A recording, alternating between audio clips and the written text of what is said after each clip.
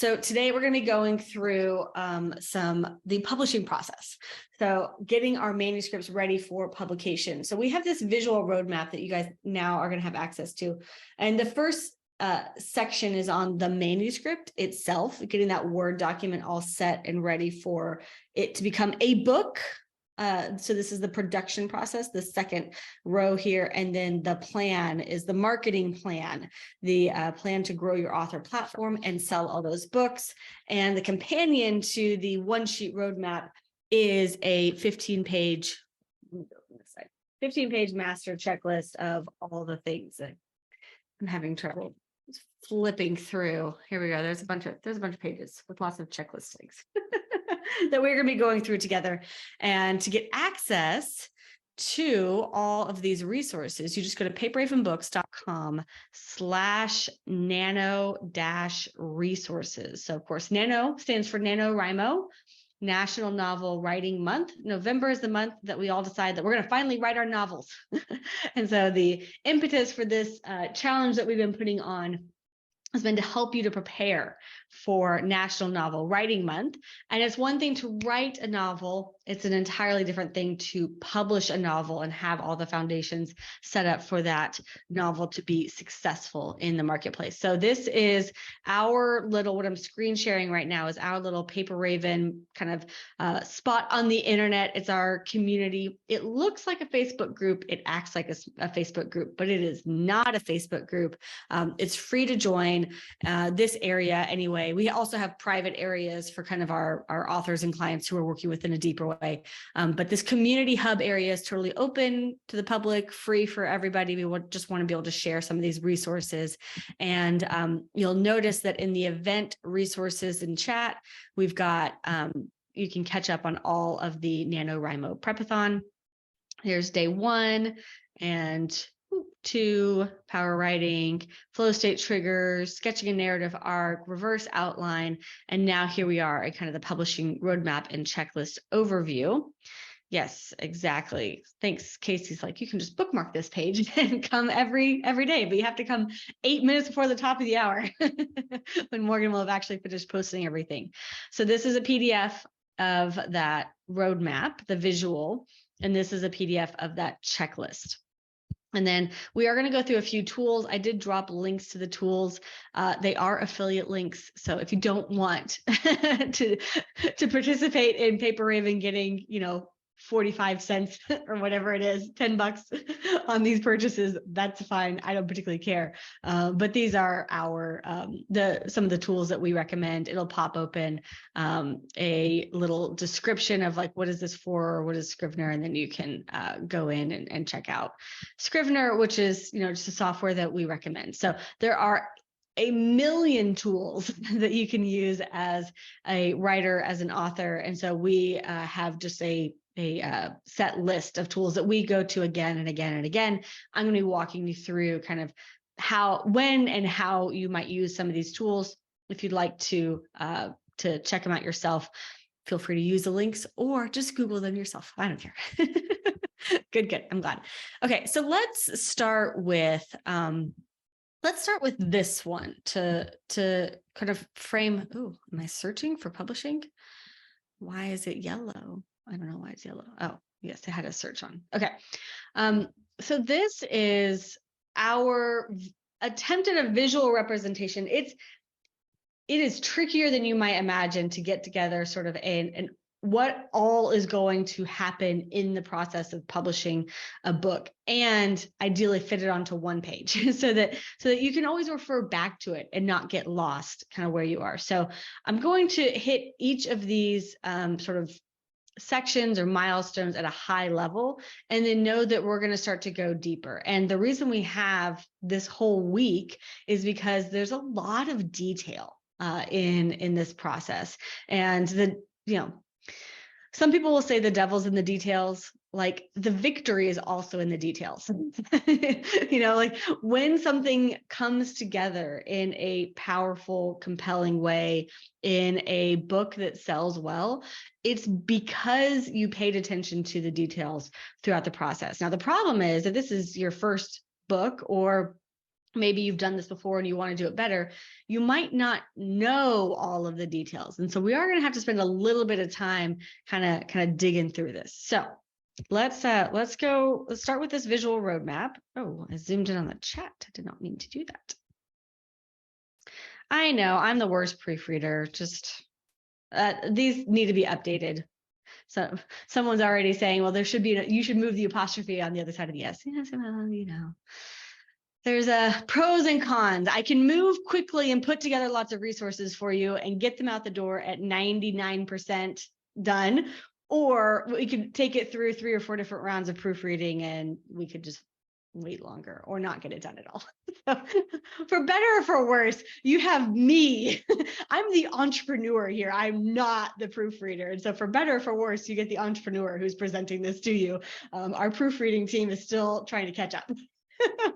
All the stuff that I have there going on. So yes, I will readily admit, if you get an email with a proofreading mistake, if you get a PDF with proofreading mistake, it's because Morgan kicked it out the door. So I'll own that 100%, but it got kicked out the door.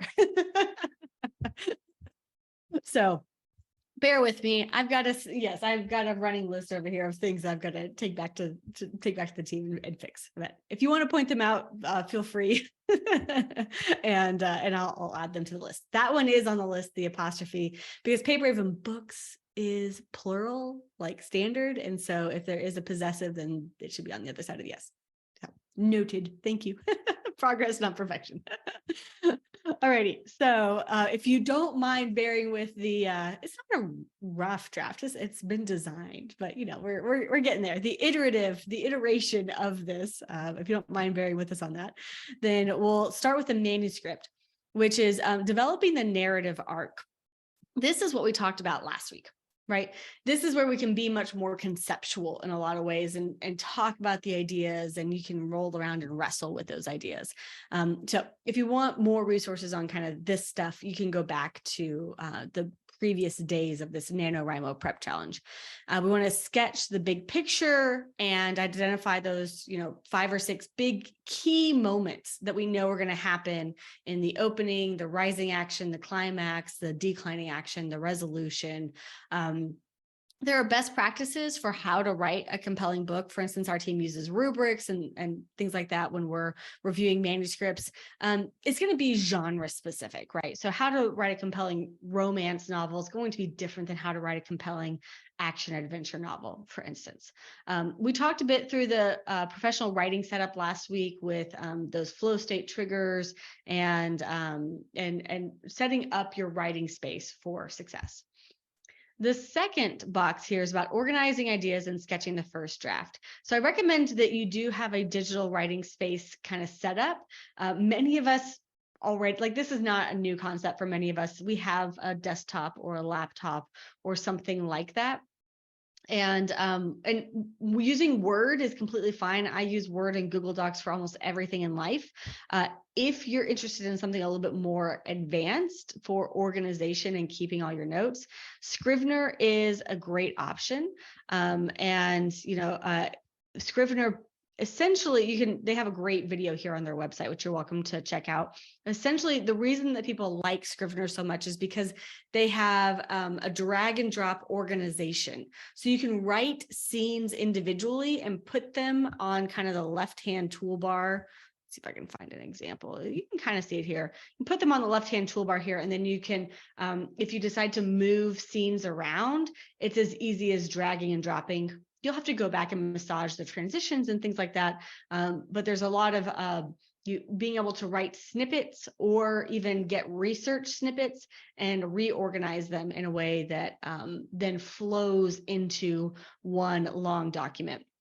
Whereas many of us, when we're writing in Google Docs or Word, we find ourselves creating a different document for chapter 1 versus chapter 2 versus chapter 3. And it starts to feel a little bit unwieldy, right? And if we try to combine that into one document, then it feels difficult to move things around. Scrivener solves that problem, right? Scrivener lets you write in small chunks and rearrange things quickly, and it reflows kind of the whole document. So yeah, exactly. Casey says they have a free trial, and he ended up buying it after playing with it for an hour. So do the free trial, check it out. It can be a great way to sort of manage some of that organization that might be especially tricky at the beginning of your writing career, or not even the beginning of your writing career, like the beginning of a new writing project, especially when you've got a lot of ideas and you aren't sure how they all fit together. So Scrivener, if you haven't heard of it before, definitely recommend checking out. It's been around for years and years. I want to say well over a decade, and just has a really huge fan base. So if nothing else, and you heard it here, Scrivener could be a great upgrade for you. We talked last week about optimizing your writing routine and using that progress tracker. So I am going to call this to mind for us. And I'm curious, anyone who's in the chat with me, did anyone start tracking your writing sessions last week? Anyone track a writing session? Did you notice any like how, when you do your best writing, or how many words you were getting in a session, that sort of thing? So I had recommended that everyone download this resource. Again, all the resources are in the same area. And this can be a spreadsheet, this can be a Google Sheet, this can be something that you just keep track of on a pen and paper, a journal, a notebook that's dedicated for you noting when you do a writing session, and what day it is, what time, the number of minutes you're writing, and the number of words that you're typically writing in a writing session, so that you can start to see your own patterns. Nice. Sharon does about 500 words per session. She likes early morning. Rick wrote 3K words over the weekend. Nice, Rick. Yep. Casey says he's been doing this for a long time. Really helpful. Good. Yeah. And Sharon's writing 25 minutes and getting 500 words in 25 minutes. Sharon, that's like, I would say right on pace for what I see for a lot of writers. So amazing. Love it. All right. So that's optimizing your writing routine. So you want to do that for at least a few weeks, so that you can figure out when you write best, and how many words you typically write in a session, to help you plan.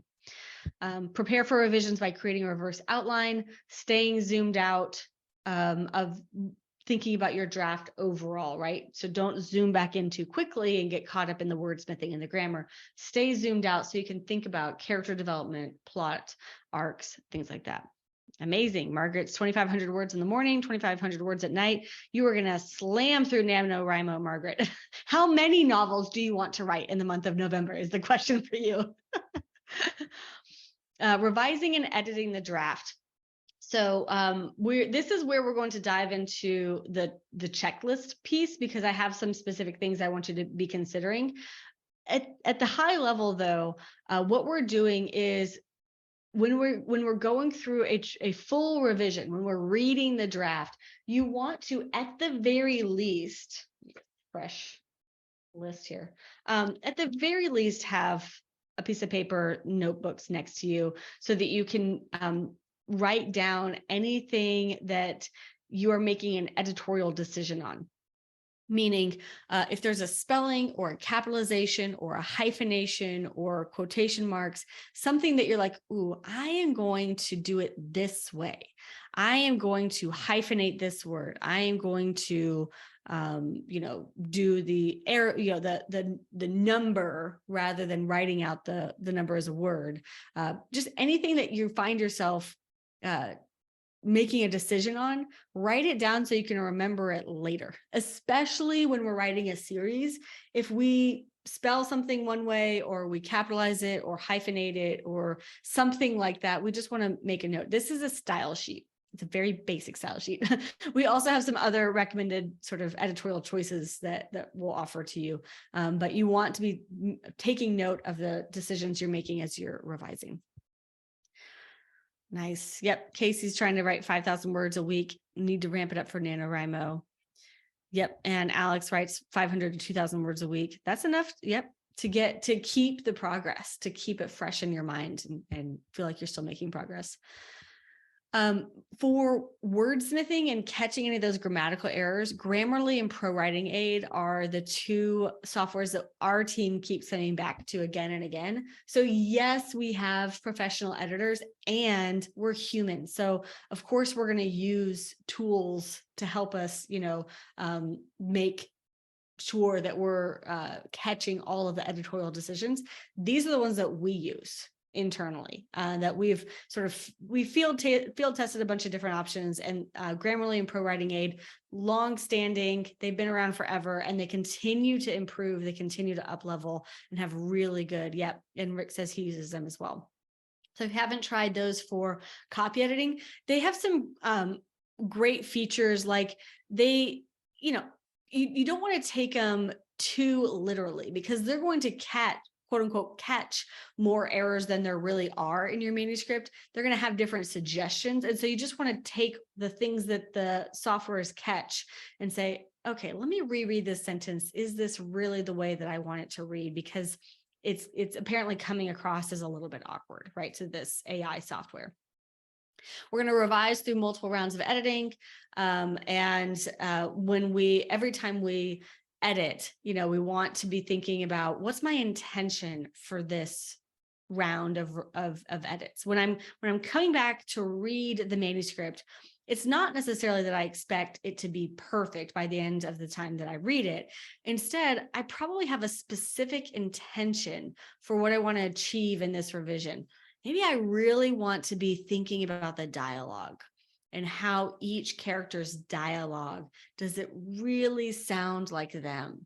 And so have an intention for what you want to be catching in your different rounds and revisions. Okay. And so really, I should say these two boxes are what I want to dive into more deeply in our checklist. So then the final box in the manuscript is about title, subtitle, description, author bio, and then getting all the pieces of the manuscript together, your front matter, your back matter, and all of your consistency inside the Word document itself. So although Scrivener is great for writing a first draft, typically you will export the Scrivener files into a Word document right before it goes to production, or maybe you've been writing in Word the whole time. That's also, a possibility. Or if you've been writing in a different software, you'll just want to put it into Word before it goes into production, most likely. Okay. So those are where we're going to dive into deeply. So I'm going to put a pin right there and revise and edit the draft and finalize the manuscript. But just to give you a bit of a preview of where we're going further on, tomorrow through Friday, we'll be talking about the book production itself, all the publication information that's required, ISBNs, accounts, legal setup, what's the entity that's going to be publishing your book? Is it you? Is it doing business as? If you're a pen name, is it an LLC? We'll kind of talk through that. I know it's a little bit boring, but you have to know this stuff. You have to make decisions on these things before it goes any further in the publication process. Conducting keyword and category research. We'll be talking actually today through Publisher Rocket a little bit, because they have a really cool feature for comparable titles. But Publisher Rocket is basically, I would say, one of the foundational essential tools for putting a book onto Amazon in a way that's optimized for visibility. Those keywords and the categories are just so important. We'll be talking through book design, the cover, and the interior. I won't be doing like screen by screen trainings on them so much as we'll be looking at the principles for good book design in outside and inside. And then of course, we'll have recommendations for, like, we use 99 Designs for the cover, we use Atticus, and actually we just started using Vellum as well for training people on how to do it themselves. Our designers use InDesign, but InDesign is too complicated for most of us to sort of, it's overkill for what most of us need in a book design. So we have found ways to do a lot of what we would be able to do with InDesign, we can do with Atticus and with Vellum. So we'll be talking through some of those different types of systems that you can use and getting those files together for ebook, paperback, and hardback, and why I recommend all three of those. We'll be talking about organizing your files, getting everything set up to upload to Amazon KDP. Ingram Spark is optional. We'll talk about which scenarios make sense for different folks. And then here's this little note that says, jump to the plan to set up author brand and book marketing pieces. So before we actually publish the book, in fact, in one of the variations of this design, I actually had an arrow that was right here. It was like, droop. And then our designer was like, looks a little bit funny to have like a giant arrow in the middle of the thing. But imagine there's a little arrow that says, jump to the plan. And we actually zoom right over here. Before we publish, we need to build our author website. We need to set up a freebie, and we need to get our email list set up. So we'll be talking through a bit at a high level, like why we do that. And I previewed it on Friday as well. But, we talk a lot about how we need an author platform. We need an email list of our fans. How, like mechanically, how do you grow an email list as an author? I believe this is one of the biggest challenges in our industry. Is all the publishers and successful authors are out there saying, you need to grow a platform. And we're all over here as newer authors saying, look, I don't even have a book out, or I have like one book out. Like, what am I supposed to be posting on for social media? Like, what do I even talk about? So there are multiple ways to grow an email list. I think one of the most foundational, like if you put this into place in the beginning, it will serve you year over year over year. We're gonna be talking about putting a freebie, putting a reader magnet, a lead magnet actually inside of your book before you publish it, and having your email list set up and your author website set up so that it can start to build that that platform for you. And then when you go on to do additional social media, et cetera, anytime you promote your book, you are growing that email list. And we'll talk about pre-launch setup, the ideas around book launch teams, what kind of social media shares make sense, a few tools that we recommend folks check out for creating those neat images and quote cards and fun things like that. Amazon optimized launch. Oh, I almost there's so much I want to share with you. But okay, the most important things, right? That's the Pareto's principles, right? Like, how can we get 80% of the results with 20% of the effort? That's what we got to focus on during our 1 week together.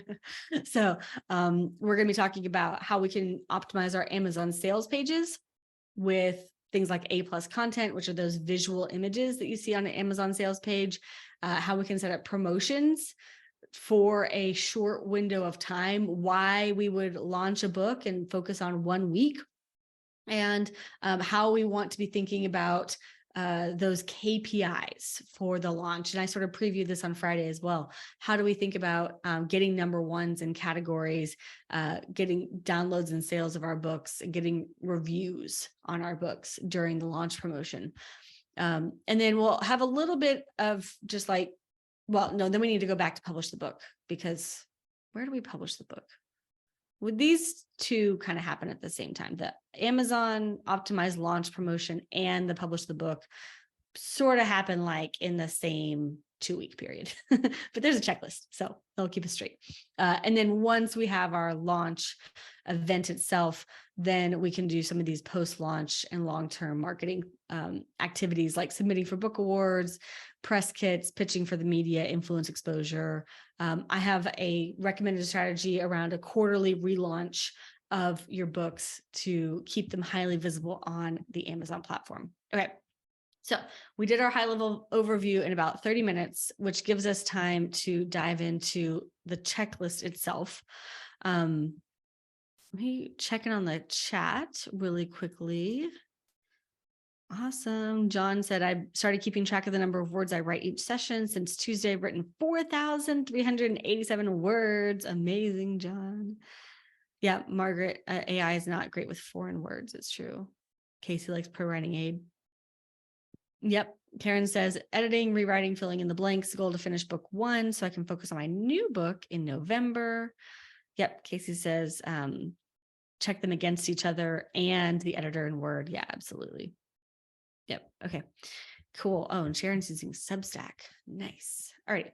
So let me go into the checklist itself, which is right over here. All right. So we've got our little intro page here, and it will remind you that this is a companion, like these two things go together, right? So we've got our link to the roadmap if you ever lose that. And then of course the link back to our Paper Raven kind of circle that I showed you right at the top with all of our resources for the community. And the first effective page of the checklist is around the manuscript, right? So do you need to check off all these boxes? I don't know. If you like checking off boxes, go for it. Right. So this is just a reminding us much of what we talked about last week. Okay, good. I'm glad, Casey. That we, want to have sort of a working title for our book. One of those silly things, but it just makes life easier if we just have a 2 or 3 word working title for our books. We can quickly reference it. We want to be thinking about what genre does this fit in, or if we feel like it crosses genres, what genres does it kind of cross? What's the theme of the book? Now that we have, been thinking about our narrative arcs, is there sort of a theme around, love conquers all, or, failing and then getting back up again, or what do we as the author, what do we really feel like we're trying to communicate here through the expression of these characters and these plot lines? It doesn't have to be overt. It can be very much an undercurrent that's never overtly stated in the book, but maybe helpful for you to know as the author. Expected reader. This is becoming more and more important in the bookstore world. In fact, they have Amazon, and I suspect that other bookstores will probably follow suit in a lot of ways. But we now, if our book is young adult, if we choose any young adult categories, we cannot choose any adult sort of classic literature and fiction categories. They have been completely separated. So although you get to select 3 categories, if any of those are young adult, all 3 categories have to be young adult. If any of them are literature and fiction, sort of adult, classic, right? Crime, murder, mystery, thriller, romance, etc. You have to have all of them in adult categories. Similarly, for a long time, Amazon would let us mix and match fiction, nonfiction. So we could be in nonfiction, travel categories and fiction, like adventure travel kind of categories. But I don't know if Amazon has officially made this delineation yet, but these are starting to be more and more sort of forced delineations. So we're really having to think about who is our expected reader, because we're going to have to much more narrowly go after that reader, which, I mean, at the end of the day, is better marketing practice anyway. It's easier to find a specific reader. It's harder to find a vague reader. And so really think about who is that person who you think is going to be reading your book: age, gender, hobbies, philosophies, theologies, geographies. Where are they? Where do they live? Like that sort of thing. You might not, quote unquote, know, but you might have some leads, some ideas, some leanings. So we want to go ahead and start pulling those out.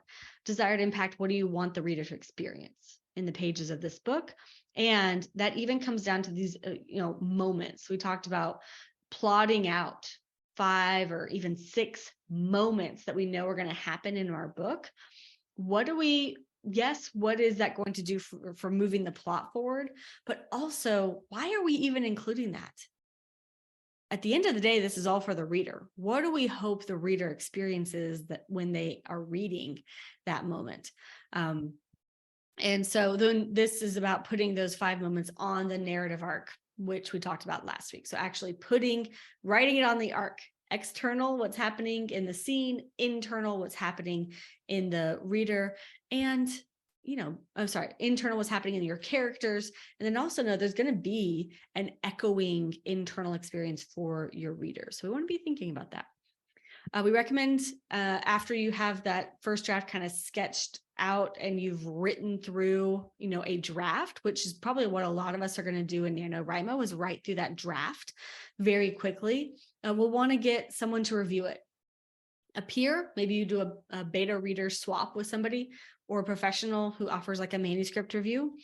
If you have any books or courses or things like that on your genre or topic, you just want to go back through any materials that you have on a guiding craft, the craft of writing, to remind yourself. And we're going to be tracking our writing routine. Okay. Setting up our digital writing space. We talked about Scrivener. If you like Scrivener, go for it. But Dropbox is great. Google Drive is great. And we want to write, as I said, until we feel like we've pretty much finished the first draft. Right here, I said, I skipped a little bit. So we'll want to write something like 5 to 10 hours a week. If we're trying to hit NaNoWriMo, it's going to be closer to 10, maybe even north of 10. And track your word count progress. And you want to push forward through the first draft until you have about 90% written. And yes, you can seek advice from peers and professionals as you go. If you get stuck, do free writing like we talked about last week. And when you get to the end, that's really when I think you pull out a big piece of paper or a stack of pieces of paper and start doing that reverse outline process to help you with the revision. Oh, cool. Sharon says AutoCrit is another good software. Awesome. Thank you. All right. So we're presuming that we have a finished first draft, we've written through our entire narrative arc. We've done a reverse outline. We've made some initial revisions. We're starting to feel like, oh my gosh, I think I have a book on my hands, right? We want to create your book's style sheet somewhere early on in the editing process. We want to at least start gathering the notes. And here's some specific things that we are gathering. When you scroll down to the top of page 2, Rosa, I would recommend that you get a copy of this. So because I'm going to be doing whatever I'm doing. I'm not going to be able to keep everyone in the same spot. So if you go to, let me get the clickable link. Sorry, one sec. It's paperravenbooks.com/nano-resources. Casey said he's going for 16 hours a week. So when you click that link, it'll take you to this event space. And we've got the roadmap right here and the checklist right here. So that way you can download it, keep it for yourself. If I update it, I'll let you know that I've updated it. There are a couple like little things, not anything substantial, but like spacing and apostrophes and whatever that are going to get fixed over the next week or so. So I'll let you know when I update them, but you can keep them here for yourself and go through them at the pace that makes sense for you. So yes, maybe it's 5 hours a week, maybe it's 10 hours a week, maybe it's 16 hours a week, whatever it's going to be to get you through that first draft. Okay. When you're coming back and you're doing a revision pass, here are some things to think about that might find their way onto your writing onto your style sheet. Is the title of the book in title case? Is the subtitle of the book in title case or initial cap? So what that means is we're going to go and we're going to look at some specific cases. But for instance, you can see The Cannabis Preacher is title case. So each letter is capitalized. There will be distinctions on, our small words in the middle of that, capitalized or not. But then you'll notice that the sort of subtitle is not, right? It has, this is an initial cap, and then the rest is lowercase. So whatever you do, just be intentional about it. There's a lot of variation in books. There always has been a decent amount of variation in books. Just be intentional within your own series. Yeah, Sharon's dropping some resources too. Thank you. Chapter titles, are they in title case? Do you have any pronouns to look for in capitalization that you know are going to be in the book? Are you dropping the names of any countries, states, counties, cities, certain departments? You know, FBI is capitalized, right? But police department might not be capitalized unless it is, you know, the Midland Police Department or whatever it is going to be, right? Businesses, universities, people and job titles, unique spelling choices, unique treatments of words, anything that you are italicizing, hyphenating, putting in quotation marks. And exactly what Casey's saying is just, you know, we want to make sure that we are being consistent throughout as much as possible. Yes. And the APA has its own style guide. It doesn't, no one style guide covers every book 100%. So what you end up needing to do when you're working with books is, yes, reference. There's a ton that you can reference: APA, Chicago, MLA, and yet at the end of the day, there are going to be dozens of choices that you are making that you're just going to have to say, all right, this is how I'm going to do it. And you just want to make note so that you're consistent throughout the book and from one book to the next. I almost don't even want to say this out loud because it tends to start riots. Whether you're going to use an Oxford/serial comma or the journalist's comma. Are you going to put commas before the and in a list or not? And I know people have very strong opinions about that. Punctuation inside quotation marks or outside quotation marks. For the most part, American English puts them inside the quotation marks and British English puts them outside. Although there are cases, there are specific sentences where it may look weird one way or another. So you're going to have to make some decisions. Writing out numbers are 1 through 9, using Arabic numbers 10, 11, and up. That's what we do. Different style sheets will say different things. AM, PM, pluralizing decades. We don't use an apostrophe when pluralizing decades. Items in a list, right? If you're doing bullet point lists, nonfiction, especially when you're writing nonfiction books, you end up with a lot of bullet point lists. Are we putting commas at the end of each item or periods or not? Is it just consistent within that list, right? Citations or footnotes. When you're in revision stage, if you want any images or illustrations, you want to note them right in the Word document because you'll forget. So when you're going back through, drop a note where you want any images, and then run it through Grammarly, Pro Writing Aid, definitely before you get too close to publication, and try to make any final revisions inside the Word document.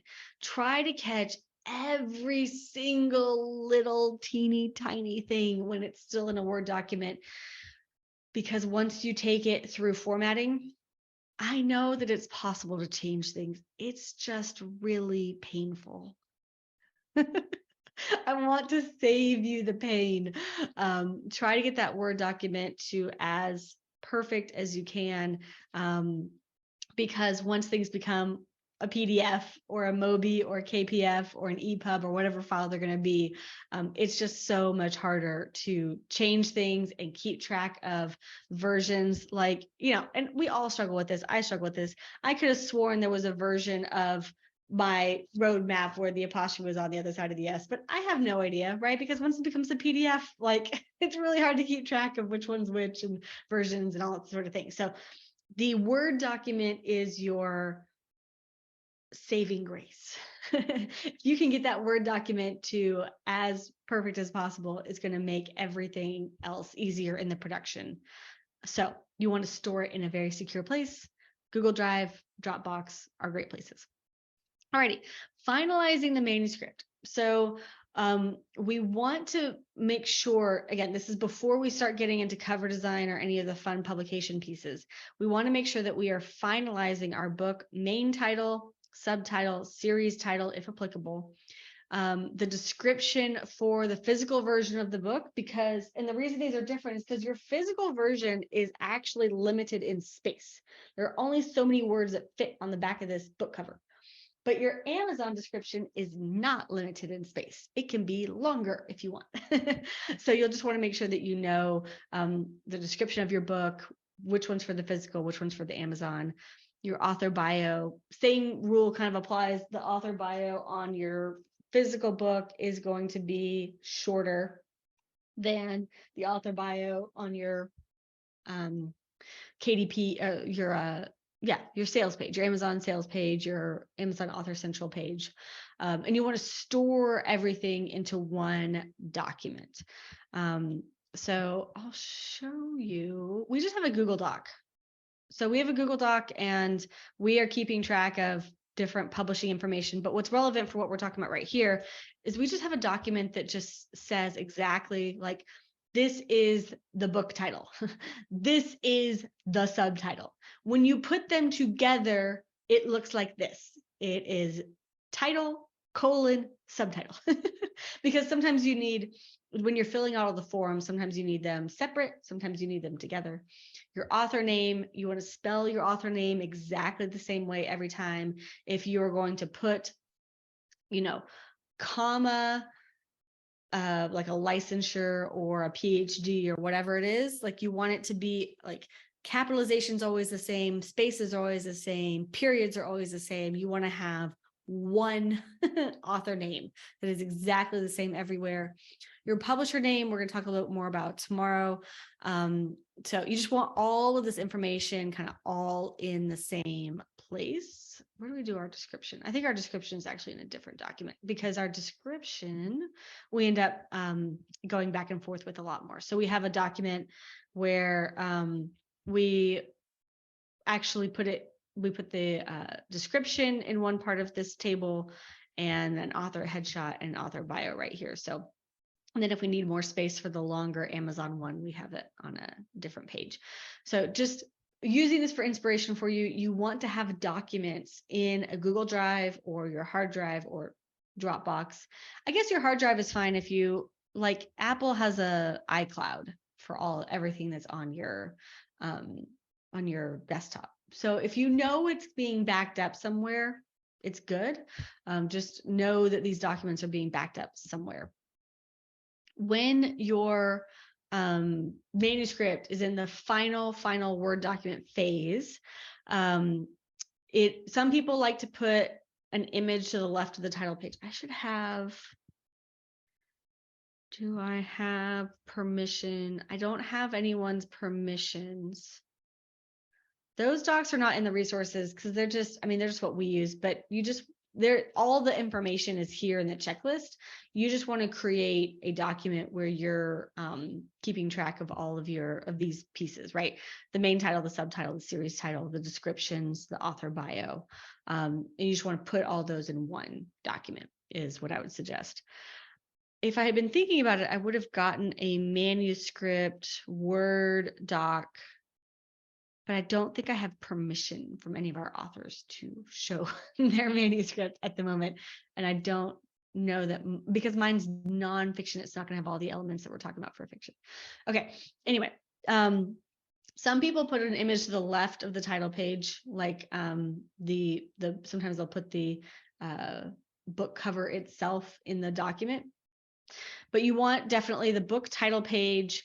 Some folks will have a series title page that will list all of their series titles, all of the book titles in that series.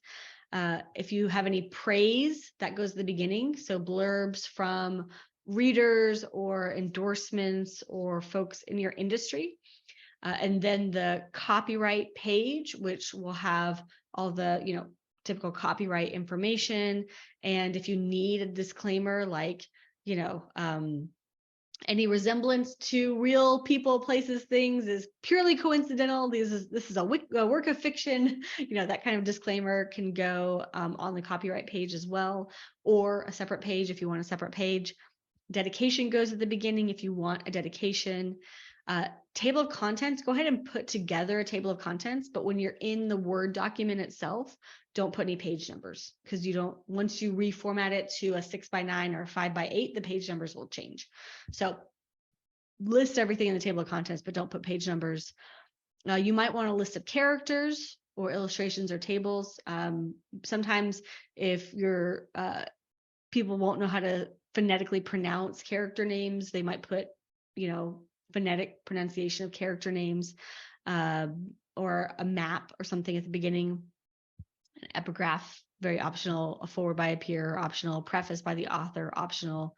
An introduction if you're writing nonfiction, or a prologue for fiction, again, optional. If you want something to if you want to reveal some piece of information that will be needed, but isn't part of the storyline where everything starts, you could do that as a prologue. Reader magnet goes at the beginning for nonfiction. Reader magnet goes at the end for fiction. And then, of course, you put your book content, all your chapters, put all your chapters in, don't forget those. And then your conclusion or epilogue, that should be epilogue for fiction. This is where I would put, if we're doing a reader magnet for a fiction novel, which we previewed on Friday, and we'll talk more in depth about this week, but a reader magnet like exclusive preview of the next book, or character backstory, or alternate ending, or deleted scene, something where people, their curiosity is piqued. They can go to a page on your website, sign up for your email list, and you'll send them that promised thing. That goes at the end for fiction typically. You could have an afterword, you could have acknowledgments, you could have an appendix or chronology or timeline or glossary or index, right? All those are optional. I just wanted to at least list them so you can be like, yeah, I'm not doing those things, but at least I know about them. And then I would recommend an about the author and include your website, your, any connect sort of things. I wouldn't put all the social media links because it tends to look dated after a while. Think about the books that were printed with a MySpace link. It looks kind of dated now, right? So maybe just put a website, and that website can link out to all the other things. Alrighty, so that's getting everything into one Word document. That is the goal before you move any further, is can we get the entire book into one Word document? How does this feel right now? I struggle with, I want to take you guys into the nitty-gritty because it's how you publish a book. And it's a lot of nitty-gritty, right? It can be a little overwhelming. Marianne says, holy moly. Sharon says, I'm excited. Let's do this. Casey says, I noticed a lot of authors are adding a look at the next book at the end. Yeah, and you can. So when we talk about reader magnets, we can talk about the pros and cons, Casey. It has been a long-standing tradition in a